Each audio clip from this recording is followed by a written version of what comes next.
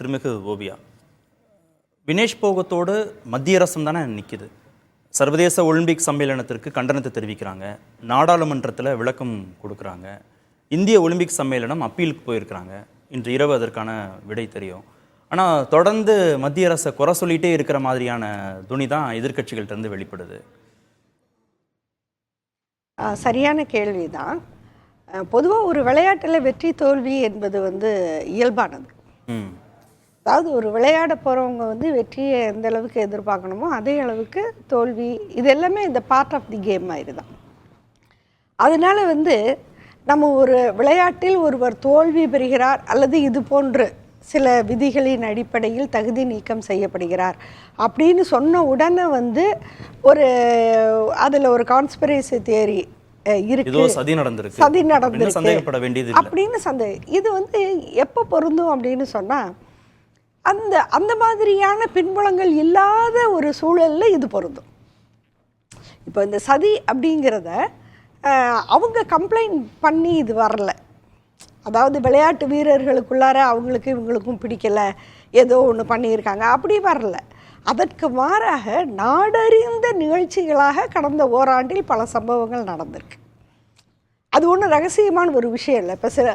இப்போ புதுக்கோட்டை சாந்திக்கு நடந்தது இல்லையா, பல ஆண்டுகள் ஆயிடுச்சு. இருந்தாலும் என்ன அது அந்த விஷயம்லாம் கூட நடந்த பிறகு தான் நமக்கு அந்த விவாதமே முன்னுக்கு வந்தது.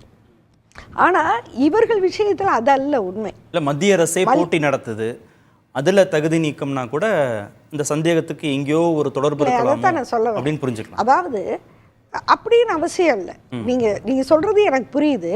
அதாவது இந்திய அளவில் நடைபெற்ற ஒரு போட்டியில் இது நடந்திருக்குமே ஆனால் மத்திய அரசை சொல்லலாம், சந்தேகப்பட ஒரு குறைந்தபட்ச முகாந்திரம் இருக்கு. ஆனா இது அகில உலக அளவில் நடக்குது. இதுல போய் மத்திய அரசு நம்ம வீரர்களோட தானே நிக்குது. அப்படி இருந்தும் நீங்க ஏன் இப்படி பேசுறீங்க அப்படிங்கிறது தான் உங்க கேள்வி. அது எனக்கு நல்லா புரியுது. நான் அதை தான் சொல்ல வர்றேன். அதாவது தேசம்ங்கிறதே ஒரு மாயை தான். தேசத்துக்குள்ளார பிளவுகளும் போட்டிகளும் அதிகாரமும் ஒடுக்கப்படுதலும் இருக்கின்ற ஒரு சூழல்ல தேசம் ஒரு மாயை. இங்கே அந்த போட்டி பொறாமைகள் தான் முன்னுக்கு நிற்கிது. நீயா நானாங்கிறது தான் முன்னுக்கு நிற்கிது. இது இந்த ஒரு சம்பவத்தில் அல்ல, பல்வேறு சம்பவங்களில் இது வரலாற்றில் நிரூபிக்கப்பட்டது. ஒரு தனிநபருக்கு எதிராக அரசா நிற்க போகுது இல்லை. நான் ஒன்று சொல்கிறேன். அதாவது சட்டபூர்வமாகவே இந்த கமிட்டிஸ் எல்லாம் அமைக்கும் போது இன்ட்ரெஸ்டட் பர்சன்ஸ் அதில் இருக்கக்கூடாதுன்னு சொல்லுவாங்க. அப்போ இன்ட்ரெஸ்டட் பர்சன்ஸ் எல்லாம் தப்பு பண்ணுவான்னு அர்த்தம் கிடையாது. அதுக்கான சூழல் இருக்கணுங்கிற வாய்ப்பு இருக்கு.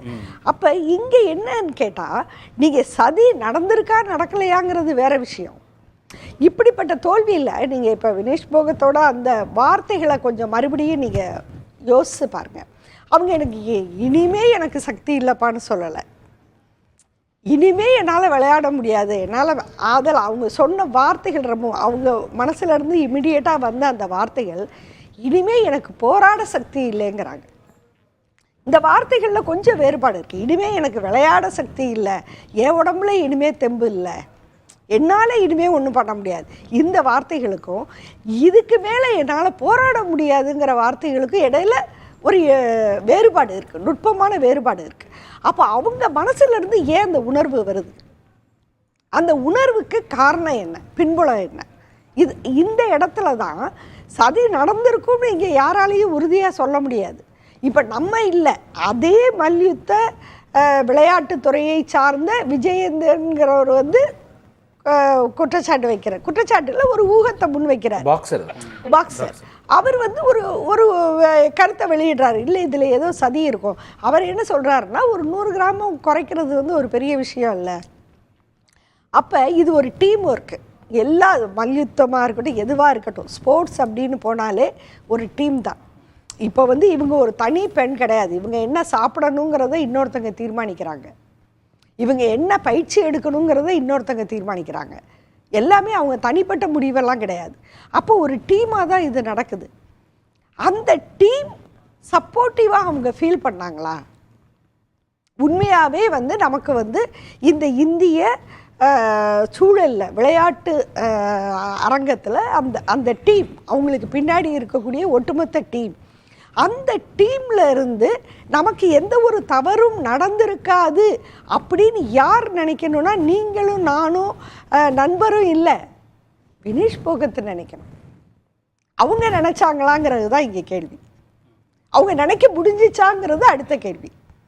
அப்படி அவங்களால நினைக்க முடியலைன்னா என்னென்ன நடந்துச்சுங்கிறது அடுத்த கேள்வி. இங்கே தான் நம்ம இப்படி தான் நம்ம ஸ்டெப் பை ஸ்டெப்பாக வர முடியும் இல்லைங்களா? இப்போ சதி இல்லைங்கிறத சொல்கிறதுக்கு முழு தகுதி யாருக்கு இருக்குன்னா அந்த மல்யுத்த வீராங்கனைக்கு இருக்குது. அவங்க சொல்லணும், இல்லைங்க இதெல்லாம் ஒரு சதியும் இல்லை, என்னால் முடியலை, அவ்வளவுதான். அவங்க சொல்லலையே. அந்த போராட முடியலங்கிறதான் சதி நடந்திருக்குமோன்னு சந்தேகத்திற்கான வார்த்தை. அதைத்தான் நான் சொல்கிறேன். அப்போ அவங்களுக்கு முன்னாடி நம்ம யார்? அவங்கள அப்படி சந்தேகப்பட வைத்தது எது? நண்பர் சொல்கிறாரு, அவரை பிரைம் மினிஸ்டர் கூப்பிட்டாரு. ஆமாங்க, ஒரு பிரைம் மினிஸ்டர் அப்படி தான் செய்ய முடியும். அதை கூட செய்யாமலா ஒரு பிரைம் மினிஸ்டர் இருக்க முடியும்? இந்த புரோட்டோக்கால்லாம் சொல்கிறாங்களே, அது மாதிரி இதெல்லாம் அவங்களுக்கு அசைன்டு டியூட்டிஸுங்க. இந்த தேசத்துக்காக விளையாட போகிற வீரர்களை கூப்பிட்டு வாழ்த்துறது, ஊக்குவிக்கிறது, இது அவங்களுக்கு அசைன்டு டியூட்டி. இதை ஒரு பிரைம் மினிஸ்டர் செஞ்சதில் வாழ்த்து சொல்கிறதுக்கு அல்லது பெருமைப்பட்டுக்கிறதுக்கெல்லாம் ஒன்றுமே கிடையாது. இதை ஒரு பிஎம் செய்வார், அந்த மாநிலத்து சிஎம் செய்வார், அவங்க ஊருன்னு போனால் அவங்க தொகுதி எம்எல்ஏ செய்வாங்க, எந்த கட்சியாக இருந்தாலும் செய்வாங்க. இதில் பெரிய பாராட்டிக்கிறதுக்கு பெருமைப்பட்டுக்கிறதுக்கெல்லாம் இதில் ஒன்றுமே கிடையாது. அதை சரி, அப்படி பாராட்டும் பொழுது ஒரு பிரைம் மினிஸ்டர் கூப்பிட்டு என்னை பாராட்டினாரு, என்னை ஊக்குவிச்சார், நல்லா விளையாட சொன்னாருன்னு அந்த மாதிரி சொன்னது ஆச்சரியம் கிடையாது. ஆனால் இங்கே நீங்கள் பெண்கள் ஒரு பிரச்சனைன்னு வந்தப்போ நீங்கள் எவ்வளோ குரூரமாக அதை கையாண்டீர்கள், நம்ம அதை மறந்துட முடியாதுல்ல. இதே மல்யுத்த வீராங்கனைகளை நீங்கள் குண்டு கட்டாக தூக்கிட்டு இழுத்துட்டு போன காட்சிகள் இப்போ எல்லாரும் வைரலாக போட்டுக்கிட்டு இருக்கிறாங்க. இன்னும் சொல்லப்போனால் அவங்க இதுக்கு தகுதி முதல் நாள் பெற்ற உடனே அப்போ பதிவு போட்டவங்களே சர்வதேச அரங்கில் வெல்லக்கூடிய திறமை இவங்களுக்கு இருக்குது, ஆனால் இவர்கள் சர்வதேச அரங்கில் வெற்றி பெறுகிறார்கள், உள்நாட்டில் தான் தோற்று போகிறார்கள் அப்படின்னு எழுதுனாங்க.